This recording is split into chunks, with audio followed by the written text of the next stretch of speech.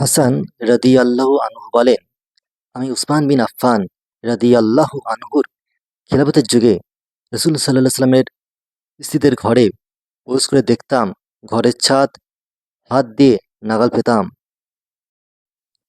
এত অতি সাধারণ জীর্ণশীর্ণ কুটির এবং ছোট ছোট কক্ষ, তবে তা ঈমান ও আল্লাহর অনুসরণ, ওহী ও রিসালাত দ্বারা সজ্জিত। রাসূল সাল্লাল্লাহু আলাইহি সাল্লামের গুণাবলী। এখন আমরা নবী সাল্লাল্লাহু আলাইহি সাল্লামের ঘরের নিকটবর্তী, অতএব তাঁর দরজায় অনুমতিসূচক কড়া নাড়াবো।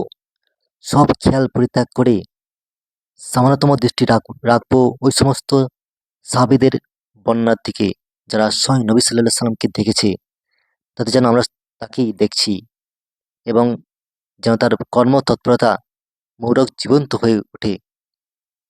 আল বারা ইবনে আজিব রাদিয়াল্লাহু আনহু হতে বর্ণিত, তিনি বলেন, নবী সাল্লাল্লাহু আলাইহি সাল্লাম সর্বোত্তম চেহারা ও সর্বোত্তম শারীরিক কাঠামোর অধিকারী ছিলেন। তিনি অতি লম্বা ছিলেন না বা খাটো ছিলেন না। তিনি আরো বর্ণনা করেন, নবী সাল্লাল্লাহু আলাইহি সাল্লাম প্রশস্ত কাঁধের অধিকারী ছিলেন। তাঁর চুল ছিল কানে লতি পর্যন্ত।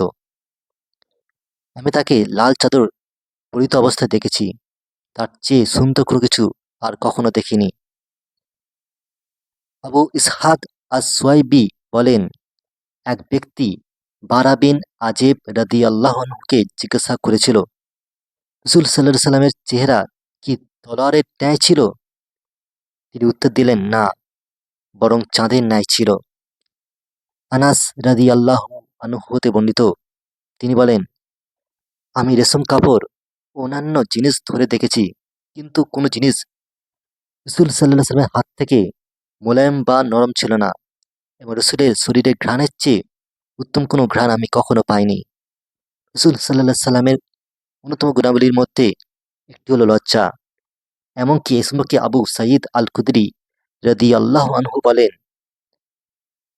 অনন্তপুরে পর্দায় থাকা বালিকার চেয়েও তিনি বেশি লজ্জা করতেন। তবে তিনি যদি কোনো কিছু অপছন্দ করতেন, তা আমরা তার মুখমণ্ডল থেকেই বুঝতে পারতাম।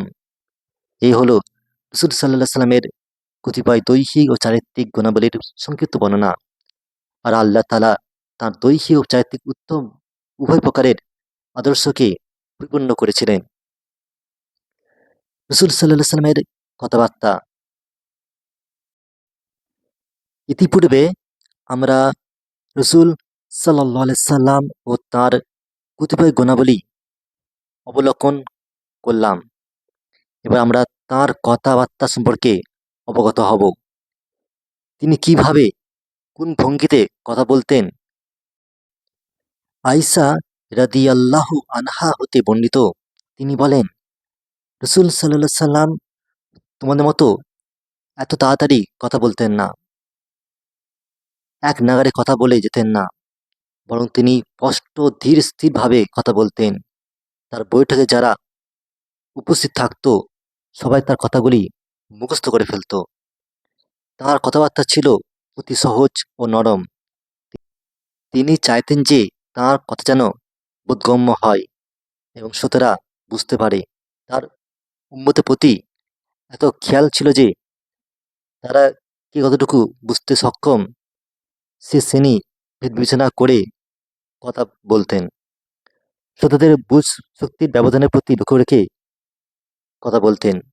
সবাই যাতে বুঝতে পারে তার প্রতি লক্ষ্য রেখে কথা বলতেন। একথা এটাই প্রমাণ করে যে তিনি ছিলেন অত্যন্ত ধৈর্যশীল ও সহনশীল।